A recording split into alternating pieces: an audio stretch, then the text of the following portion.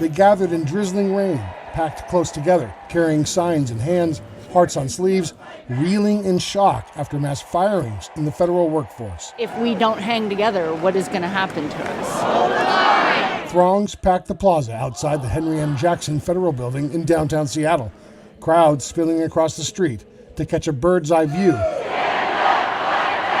straining to hear speaker after speaker denounce the unprecedented culling of the federal workforce. Trump administration is taking our government in a bad direction. This demonstration at the Seattle Federal Building happening as several more scheduled in cities across Washington state and even more in cities all across the country this President's Day. By noontime, hundreds had shown up carrying signs, determined to be heard. Demonstrations were seen Monday in Olympia.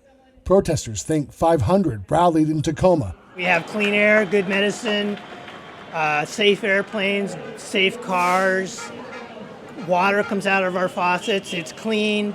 All these things come to us from federal and government employees. I have heard from people who are seeing all of their fellow staff members disappear from the EPA, from the EEOC. The culling is part of President Trump and advisor Elon Musk's plan to shrink the budget.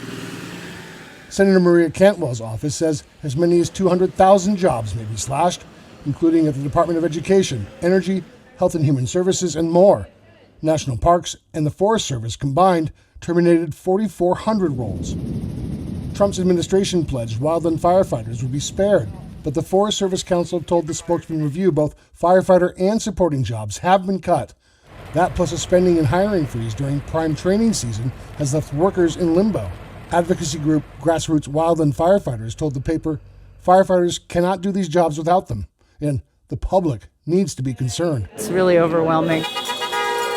Demonstrators watch from afar, worrying the cuts shake the foundation of U.S. democracy. What feels solid now is a resolve for resistance. Everything that we have in our lives, be it schools and our Social Security and all these things come to us from federal work.